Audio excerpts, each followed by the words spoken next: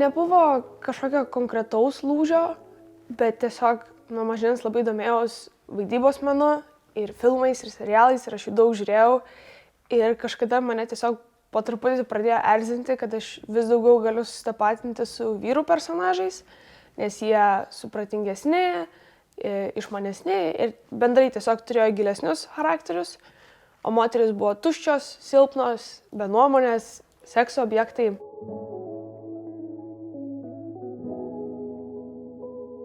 Aš dariau analizę, kaip moteris ir vyrai yra vaizduojami šiuolaikiniuose serialuose. Daugiau atkreipiau dėmesį, kaip moteris vaizduojamas, kai vyras dominuoja kažkokiu tai klausimu. Ir serialai, kuriuos aš analizavau, buvo The Walking Dead, Suits, Fleabag ir Locked Up. Tada antras darbas, kurį dariau, tai buvo susijęs su video žaidimu Assassin's Creed Syndicate. Aš norėjau išsiaiškinti, ar tą žaidimą būtų galima laikyti gerų pavyzdžių kaip lyčių ir lygių lygybių reprezentacija. Ir pasirinkus analizės aspektus marketingą, aprangas ir smurtą, specifiškai prieš moteris, nusprendžiau, kad jisai negali būti laikomas gerų pavyzdžių. Ir paskutinis darbas, kurį dariau, tai buvo knygos analizė. Ta knyga vadinasi Brave, jinai yra parašyta Rose McGowan. Ir Rose McGowan buvo Hollywoodo aktorė 90-uosiuose, jinai buvo labai jauna tuo metu. Ir knygoje jinai pasakoja bendrai apie visą savo sunkų gyvenimą, bet didelę dalį knygos užima ir jos pasakojimai iš Hollywoodo, jos patirtys, ne tik jos, bet ir kitų jaunų aktorių, kurios buvo ten išnaudojamos, jos darbas su Hollywoode žinomu Harvey Weinstein. Jinai daug pasakoja, kaip jinai vaidino personažus, kurie buvo tušti, silpni, be nuomonės, kaip jinai neturėjo galimybės pasireikšti ir pasiūlyti galbūt kažką pakeisti, kad jos personažas turėtų šiek tiek gilesnį charakterį ir nebūtų paviršutiniška tokia lėlė tiesiog.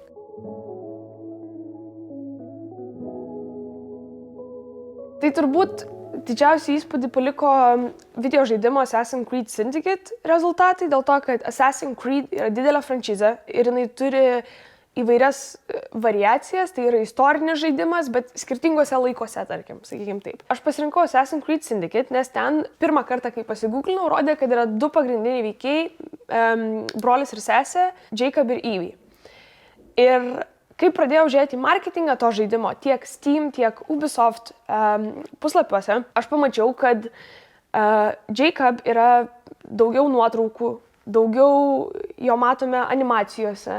Yra traileriai to žaidimo, yra vienas bendras, tada yra atskiras Jacob ir yra atskiras Evie, bet tam pačiam bendram Jacob dažniau matomas, jo daugiau yra suanimuota tenai. Žaidėjas yra skatinamas asocijuotis su Jacob. Labai keista pasirodė, kad jisai visur buvo kišamas kaip pirmutinis, nors jie yra du pagrindiniai tenai.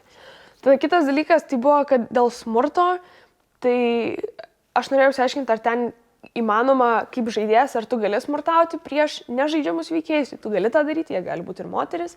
Kai eina istorija visa, atsiranda kažkokių veikėjų, su kuriais tu turi kontaktą ir kartais irgi yra skatinama jų atsikratyti, tarp jų yra kartais moterys, bet jeigu žudoma yra nežaidžiami veikėjai, tai iškrenta iš karto įspėjimas, kad assassins did not kill civilians, kad tie žmonės, tie veikėjai, kuriuos tu žudai, jie nežudydavo, nes čia yra praeitė, žodžiu. Bet vienas dalykas, kas pasiteisino, tai buvo Evie aprangos, dėl to, kad jos buvo praktiškos ir funkcionalios, jai tai padėjo pasislėpti tamsoje, jai tai padėjo geriau kovoti, apgynė ją nuo kažkokių didesnių žaizdų ir tai nebuvo kažkokie ten dideliai iškirpti ar nuogos kojas, kaip, pavyzdžiui, kitas žaidimas, kuris buvo labai populiarus, Lara Croft, kur ten irgi toks veiksmo žaidimas, bet ten moteris pusnuogė laksto. Serialais gal mažiau nustebino rezultatai, nes aš savotiškai to ir tikėjaus, nes serialai yra realistiški. The Walking Dead jau turi vaikštančius numirėlius, bet santykiai yra realistiški. Pavyzdžiui, tenai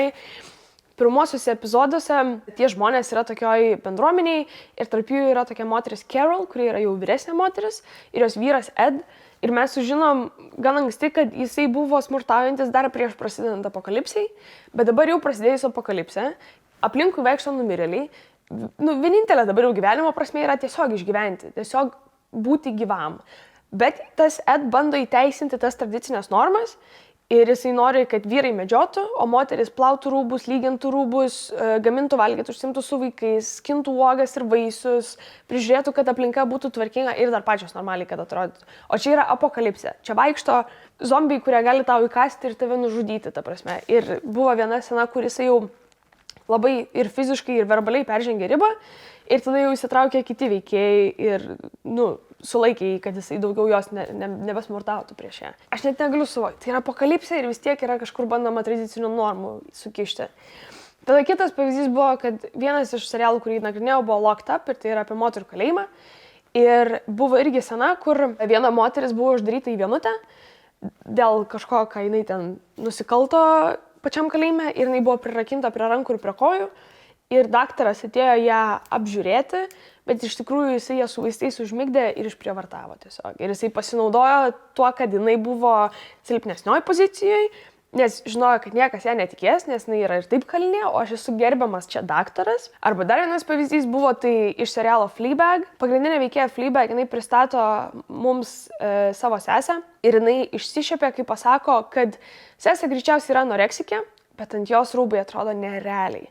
Ir čia yra toks tikrai, visas serialas yra labai sarkastiškas, tai čia irgi dar vienas sarkastiškas toks šūvis į tuos visus, kurie galvoja, kad moteris turi galvoti tik apie savo išvaizdą, visą laiką turi idealiai atrodyti, nesvarbu, ar jinai ką tik pagimdė vaikus, ar jinai galbūt serga depresija, galų galiai jinai vis tiek turi būti susitvarkius ir jinai daugiau dėmesio turi skirti savo išvaizdai negu savo jausmams, protui, išsilavinimui ir panašiai.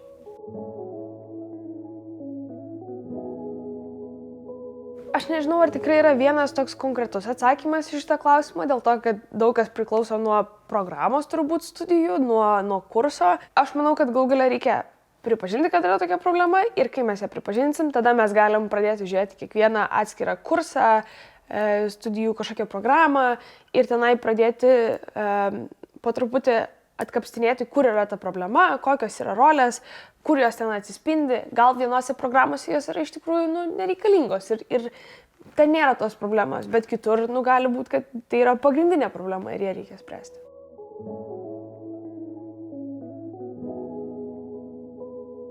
Man atrodo, kad labai svarbu yra apie tai kalbėti, tam, kad nekartotume tų pačių klaidų.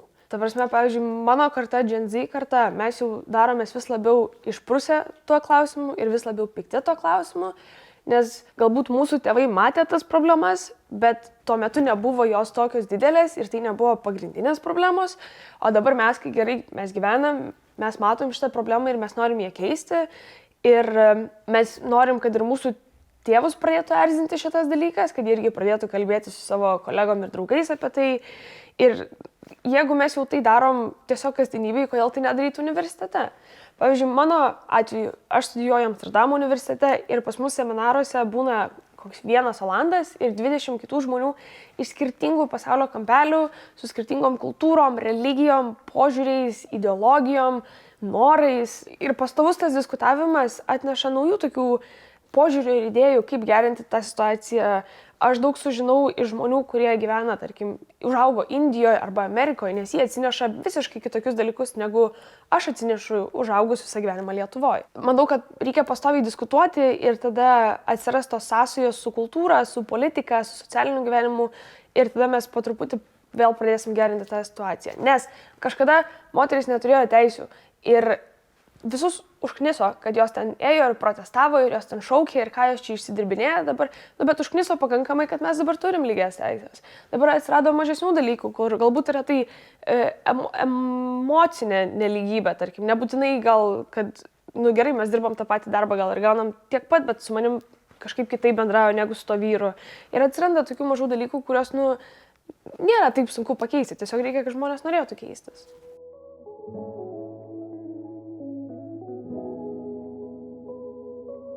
Pradėčiau gal nuo to, kad jeigu jūs galvojate, kad jūsų neliečia šitą temą, tai jūs labai klystat dėl to, kad tai liečia jūsų mamas, jūsų dukras, jūsų drauges, merginas ir visas kitas moteris jūsų gyvenime. Specifiškai, jeigu jūs esat vyras ir jums atrodo, kad man čia nepriklauso šitas. Daug kas ir nesupras tos nelygybės, kol jie nepatirs tos nelygybės, bet o tai gal geriau tvarkomės to problema, kol jinai nešaugo į tokią didelę problemą.